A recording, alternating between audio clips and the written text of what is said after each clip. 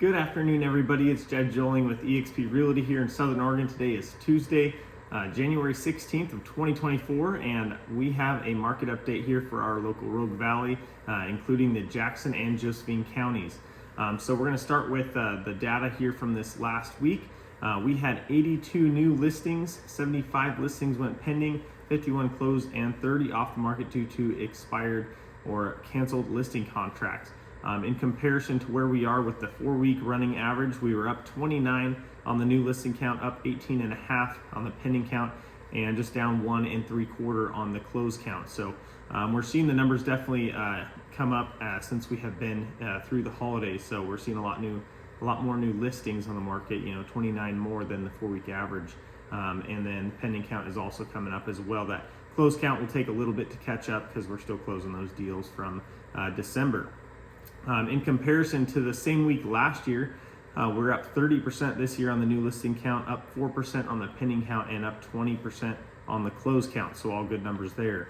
Currently between both the counties, we have 892 actively listed single-family residences. That's up 2.5% from where we were at last year at 869.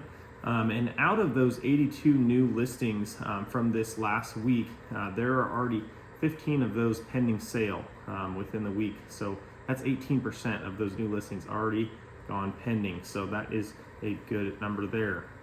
All of this brings us to 3.9 months of inventory currently on our market. The mortgage rates for the national average today, the 30-year fixed conventional is at 6.77%, and for FHA 30-year fixed to the national average is 6.1%. In comparison to where we were a year ago, the conventional was at 6.19 and the FHA was at 5.65%.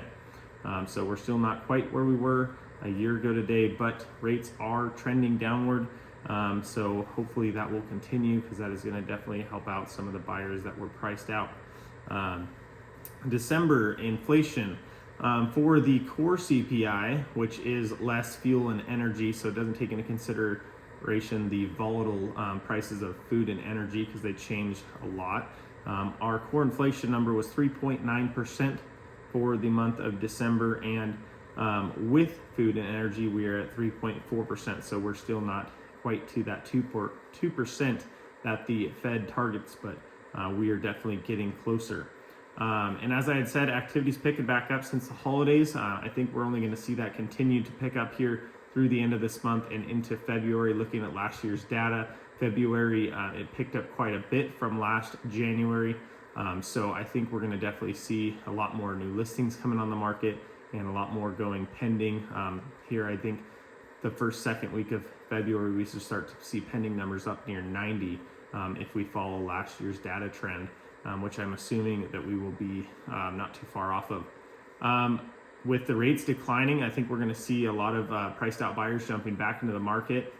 I'm already starting to get a couple coming my way that have been looking, but were priced out by such high rates. And so now the rates heading back down, towards 6 is looking a lot more feasible for those buyers. So if you're one of those buyers and you just want to see kind of where you're at, get with your lender, get with me, and we can tie in with the lender and we can get you a good idea so you can at least plan ahead and have a plan to go with. So it definitely helps to get a game plan going regardless of if you're going to buy now or later. That's all I have for this week's market update. I hope that this has been informative for you, and as always, feel free to reach out if you have questions or comments. My cell phone number is 541-761-7770, and you can catch me on email at jedjoling@gmail.com. So thank you for watching, and we'll see you next week.